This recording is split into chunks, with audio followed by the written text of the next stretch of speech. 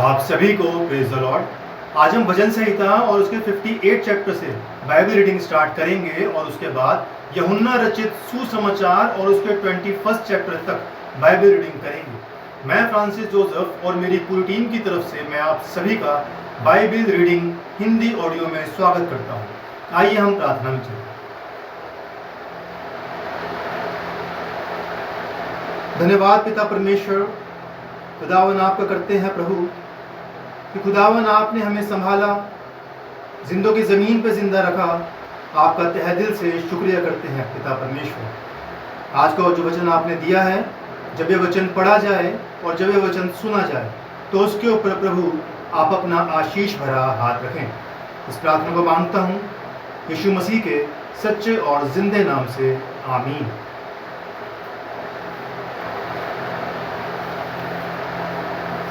भजन संहिता और उसका 58 चैप्टर। हे मनुष्यों, क्या तुम सचमुच धर्म की बात बोलते हो? हे मनुष्य वंशियों, क्या तुम सिधाई से न्याय करते हो? नहीं, तुम मन ही मन में कुटिल काम करते हो।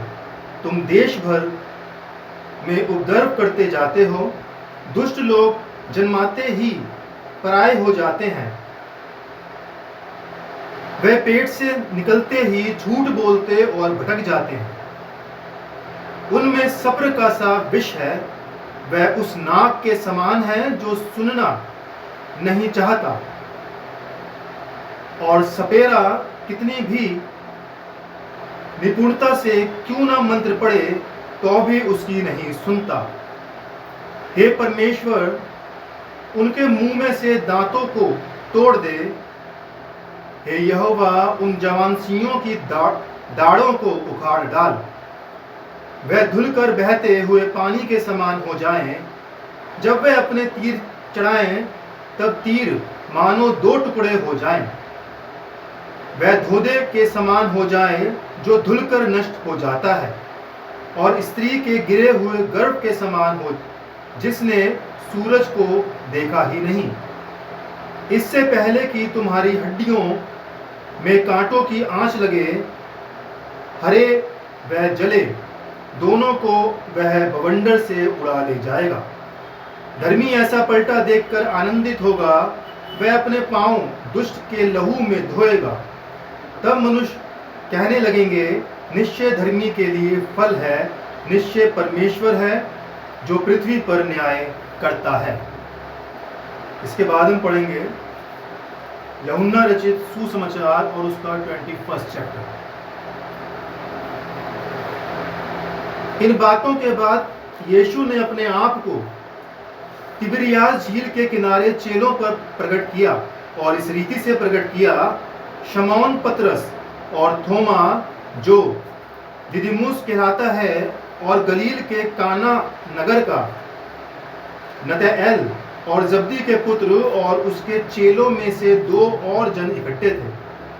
शमौन पतरस ने उनसे कहा, मैं मछलियां पकड़ने जा रहा हूं।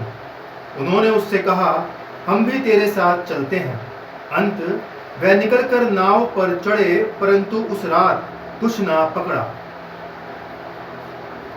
भोर होते ही यीशु किनारे पर आ खड़ा हुआ, तो भी चेलों ने नहीं पहचाना कि यह यीशु है। तब यीशु ने उनसे कहा, हे बालकों, क्या तुम्हारे पास कुछ मछलियां हैं? उन्होंने उत्तर दिया, नहीं। उसने उनसे कहा, नाव की दाहिनी ओर जाल डालो तो पाओगे। अंत उन्होंने जाल डाला और अब मछलियों की बहुतायत के कारण उसे खींच ना सके। तब उस चेले ने जिससे यीशु प्रेम रखता था पतरस से कहा, यह तो प्रभु है। शमौन पतरस ने यह सुनकर कि वह प्रभु है, कमर पर अंगरखा कस लिया, क्योंकि वह नंगा था, और झील में कूद पड़ा। परंतु दूसरे चेले डोंगी पर मछलियों से भरा हुआ जाल खींचते हुए आए, क्योंकि वह किनारे से अधिक दूर नहीं, पर कोई 200 हाथ पर थे। जब वे किनारे पर उतरे तो उन्होंने कोयले की आग और उस पर मछली रखी हुई और रोटी देखी। यीशु ने उनसे कहा, जो मछलियां तुमने अभी पकड़ी है, उनमें से कुछ लाओ। तो शमौन पतरस ने डोंगी पर चढ़कर 153 बड़ी मछलियों से भरा हुआ जाल किनारे पर खींचा, और इतनी मछलियां होने पर भी जाल ना फटा।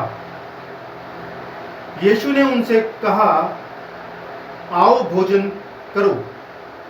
चेलों में से किसी को साहस ना हुआ कि उससे पूछे, तू कौन है, क्योंकि वह जानते थे कि यह प्रभु ही है। यीशु आया और रोटी लेकर उन्हें दी, और वैसे ही मछली भी। यह तीसरी बार है कि यीशु मरे हुओं में से जी उठने के बाद चेलों को दिखाई दिए। भोजन करने के बाद यीशु ने शमौन पतरस से कहा, हे शमौन, यूहन्ना के पुत्र, क्या तू इनसे बढ़कर मुझसे प्रेम रखता है? उसने उससे कहा, हाँ प्रभु, तू तो जानता है कि मैं तुझसे प्रीति रखता हूँ। उसने उससे कहा, मेरे मेमनों को चरा। उसने फिर दूसरी बार उससे कहा, हे शमौन, यूहन्ना के पुत्र, क्या तू मुझसे प्रेम रखता है?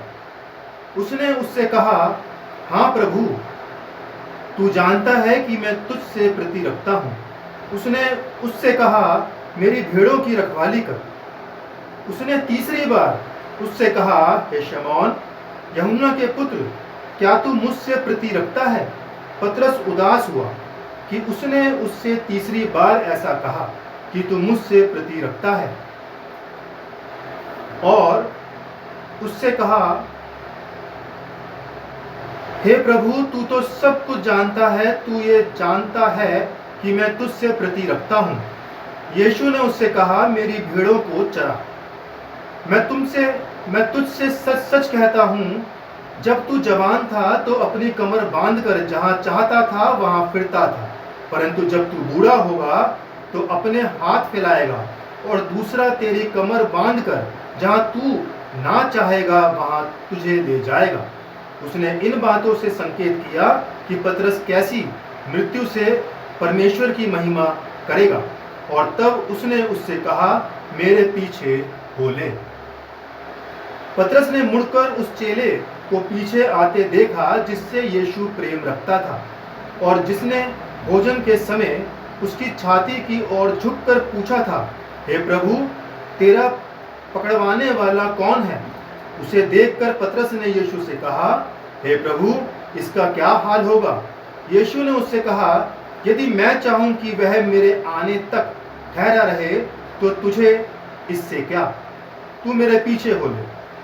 इसलिए भाइयों में ये बात फैल गई कि वह चेला ना मरेगा। तो अभी यीशु ने उससे ये नहीं कहा कि वह ना मरेगा, परंतु ये कि यदि मैं चाहूं कि वह मेरे आने तक ठहरा रहे तो तुझे इससे क्या?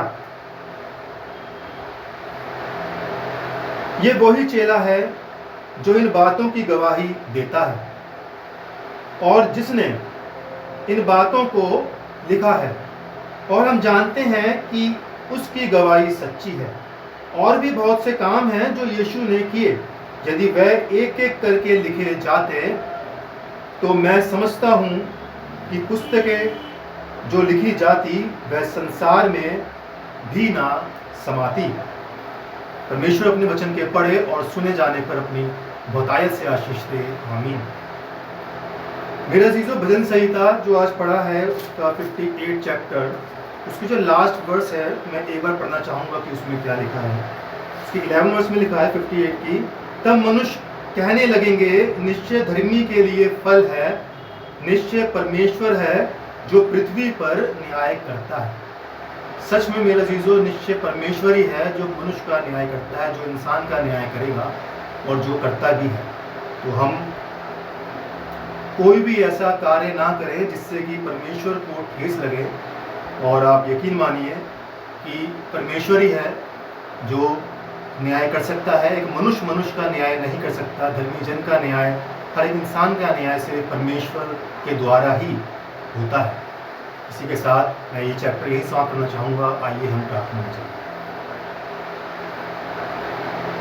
धन्यवाद धन्यवाद धन्यवाद महान सामर्थ्य पिता, आपका धन्यवाद करते हैं कि खुदा आपने जो सुंदर वचन दिया, जो ये वचन खुदा पढ़ा गया है और जो ये वचन पिता परमेश्वर सुना जाए तो मेरे प्रभु होने दे खुदावन ये वचन फलदायक हो। आइए मेरे पिता परमेश्वर, आपसे प्रार्थना विनती करता हूँ खुदावन, जिस तरह से आप हमारे साथ हमेशा रहते हैं पिता परमेश्वर, वैसे ही आप हमारे साथ आगे भी खुदा रहे। खुदावन बाप आसमानी, प्रार्थना विनती करना चाहता हूँ तमाम गरीब गुर्बतों के लिए जिनके पास पिता परमेश्वर रहने को छत नहीं है, खाने को रोटी नहीं है पिता परमेश्वर, पहनने को कपड़ा नहीं है। उन सबों की सुधि ले खुदा, और उन सबको पिता परमेश्वर उनकी ज़रूरतों के मुताबिक खुदा और हर एक चीज़ें मुहैया कराएं। इस प्रार्थना को मांगते हैं यीशु मसीह के सच्चे और जिंदे नाम से, आमीन। परमेश्वर का अनुग्रह हम सब पर बना रहे और प्रभु की आशीष हम सब पर सदा और सर्वदा बनी रहे। आप सभी को प्रेज़ द लॉर्ड।